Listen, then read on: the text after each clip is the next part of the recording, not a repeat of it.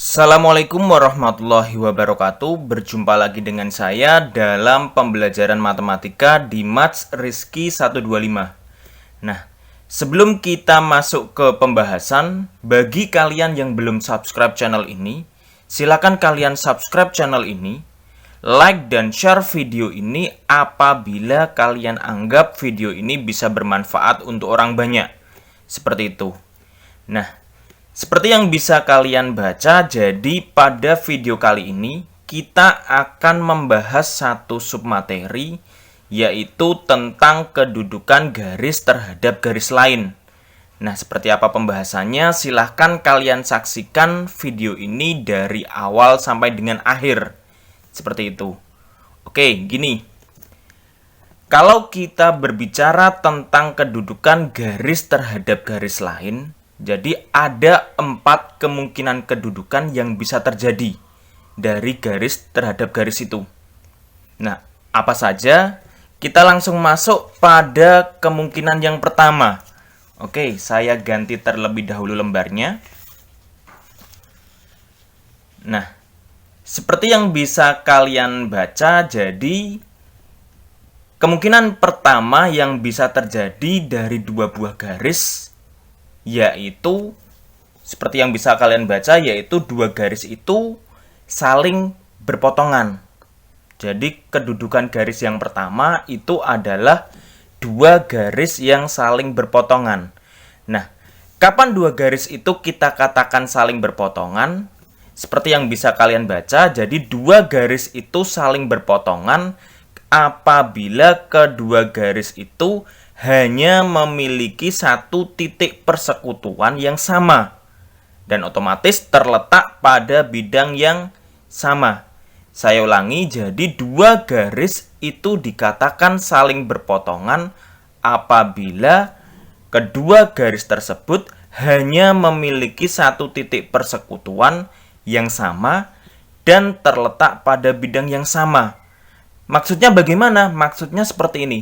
Jadi kalau ada dua buah garis kok terletak pada bidang yang sama, kemudian kedua garis itu saling berpotongan di satu titik, maka satu titik itulah yang menjadi titik persekutuannya.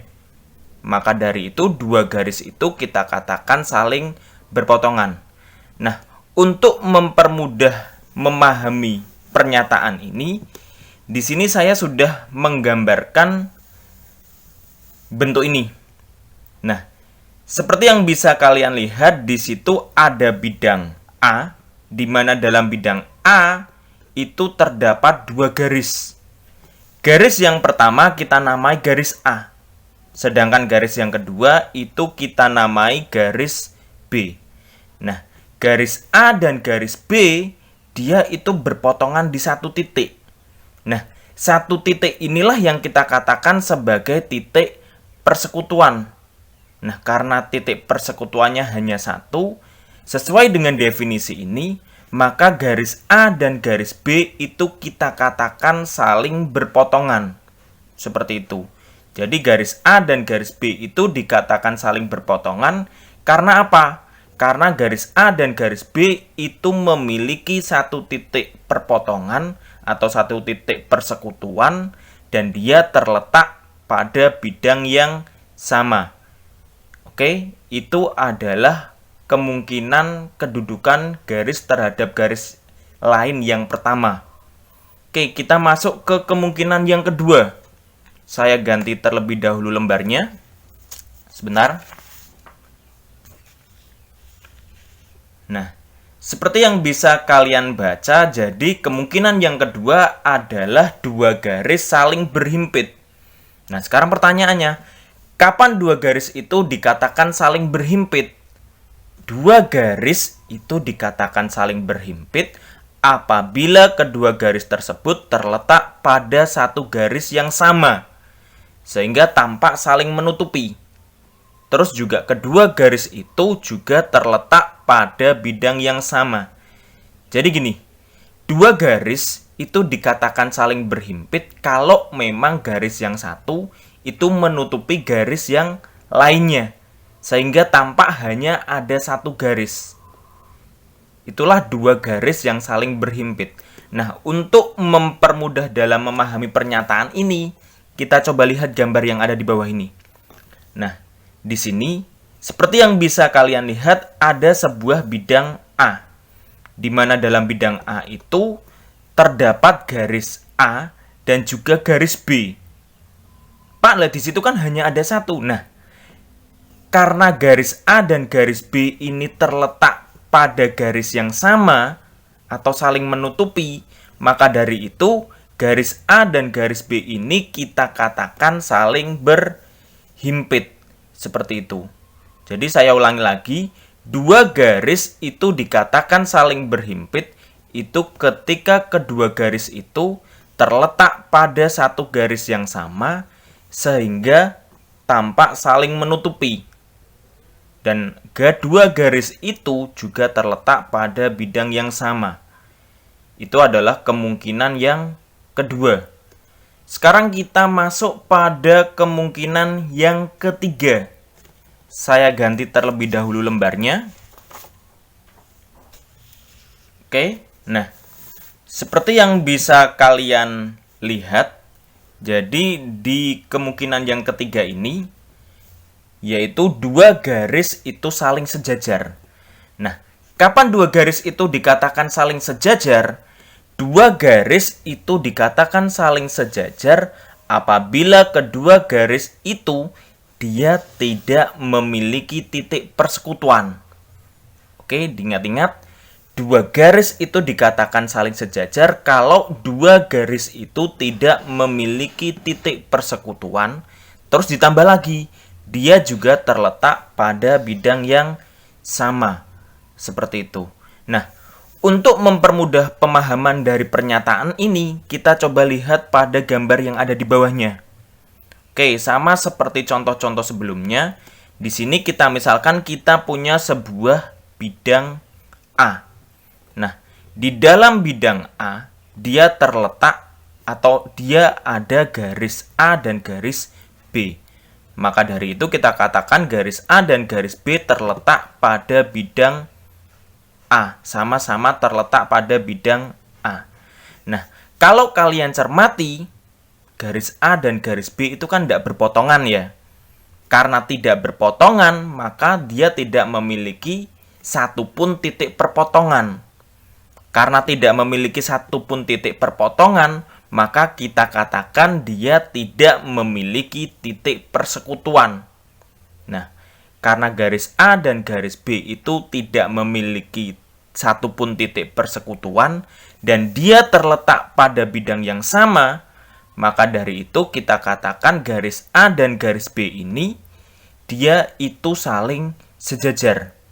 Oke, saya ulang lagi. Jadi dua garis itu dikatakan saling sejajar apabila kedua garis itu dia tidak memiliki satupun titik persekutuan dan juga terletak pada bidang yang sama. Itu untuk kemungkinan yang ketiga. Oke, kita langsung masuk pada kemungkinan yang terakhir. Saya ganti terlebih dahulu.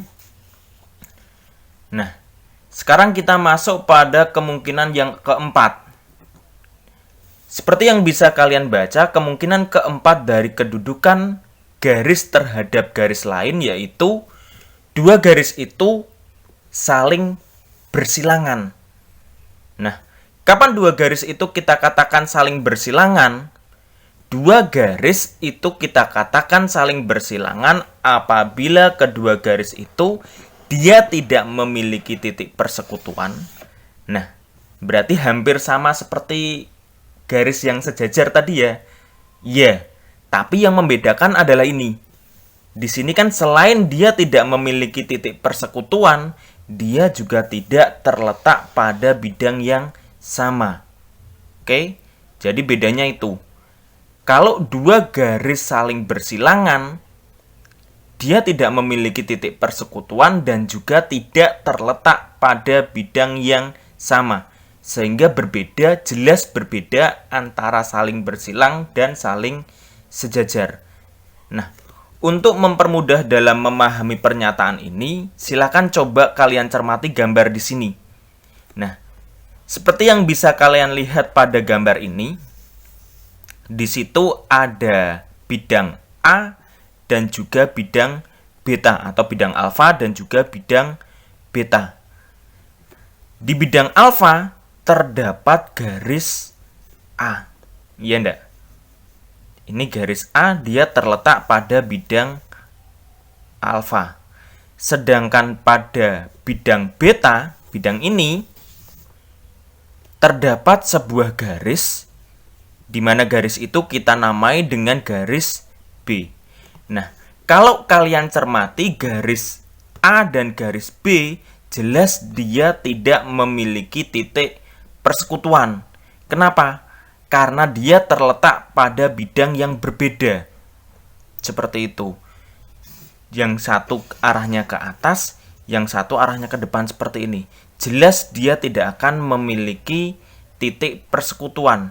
Nah, karena kedua garis ini dia terletak pada bidang yang berbeda dan juga tidak memiliki titik persekutuan, maka bisa kita katakan bahwa dua garis ini, yaitu garis A dan garis B, dia saling bersilang.